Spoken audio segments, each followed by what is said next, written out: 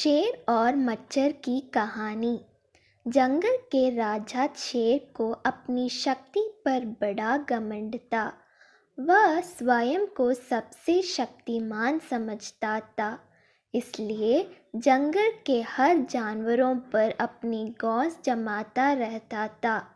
जंगल के जानवर भी क्या करते, अपने प्राण सबको प्रिय थे, इसलिए ना चाहकर भी शेर के सामने नतमस्तक हो जाते।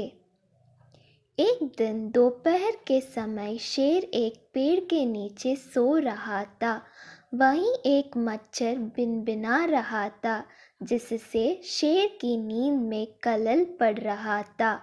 वह एक मच्छर से बोला, हे मच्छर, देखता नहीं मैं सो रहा हूँ, भाग यहाँ से, नहीं तो मसल कर दूंगा।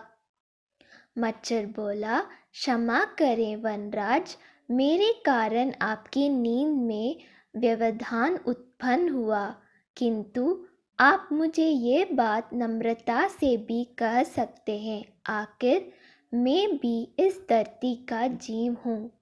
अच्छा, तो तुम छोटा सा मच्छर मुझसे जुबान लड़ाएगा? और क्या गलत कहा मैंने? तुम मच्छर हो ही ऐसा कि कोई भी तुम्हें यूं मसल दे। मैं तो ये बार बार कहूँगा, क्या बिगाड़ लोगे तुम मेरा? मच्छर को शेर की बात और व्यवहार बहुत बुरा लगा। वह अपने साथी मच्छरों के पास गया और उन्हें सारी बात बताई। सभी मच्छर को शेर के बात चुभ गई। उन्होंने तय किया कि इस संबंध में एक बार सब मिलकर शेर से बात करेंगे।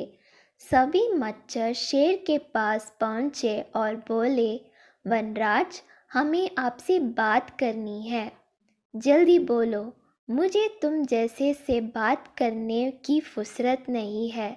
शेर बोला, वनराज, आप होंगे बहुत शक्तिशाली, किंतु इसका अर्थ है कथिया नहीं है कि आप अन्य जीवों और प्राणियों का मजाक उड़ाएं या उन्हें नीचे दिखाएं। मच्छर बोले, मैंने जो कहा सच कहा, मैं सबसे शक्तिशाली हूँ और मुझे कोई हरा नहीं सकता। घमंड में चूर शेर गरजा।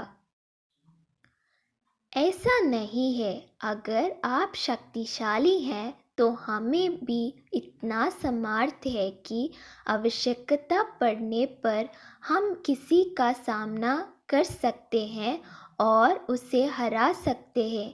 हम आपको भी हरा सकते हैं। मच्छर भी चुप ना रहे। यह सुनकर शेर हंसते हुए बोला, तुम लोग मुझे हराओगे? तुम लोगों की इतनी हिम्मत कि मेरे सामने आकर ये बात कहो? मेरी शक्ति का अंदाज नहीं है तुम्हें, अन्यथा ऐसा कभी नहीं कहते। अभी भी समय है, भाग जाओ यहाँ से, नहीं तो कोई नहीं बचेगा। शेर के घमंड ने मच्छरों को क्रुद्ध कर दिया। उन्होंने ठान लिया कि इस शेर को मज़ा चखा कर ही रहेंगे। वे सारे एकजुट हुए और शेर पर टूट पड़े। वे जगह जगह उसे काटने लगे। वह दर्द से घबरा उठा। इतने सारे मच्छर का सामना करना उसके बस के बाहर हो गया। वह दर्द से चीखते हुए वहाँ से भागा, लेकिन मच्छरों ने उसका पीछा नहीं छोड़ा। वहाँ जहाँ भी जाता वे भी उसके पीछे जाते और उसे काटते। आखिरकार शेर को झुकना पड़ा। उसने हार मान ली।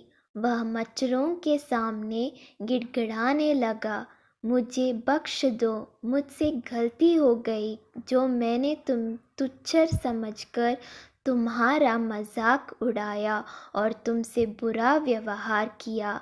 आज तुमने मेरा घमंड तोड़ दिया। अब मैं कभी किसी की नीचे नहीं दिखाऊंगा।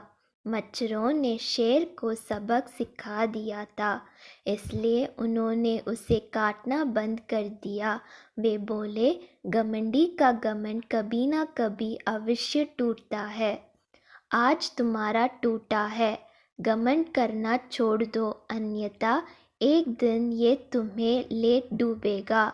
और कभी किसी प्राणी को नीचे मत समझो, हर किसी का अपना सामर्थ्य और शक्ति होती है। शेर धोबी करते हुए वहां से भाग गया। शिक्षा, घमंडी का सिर नीचा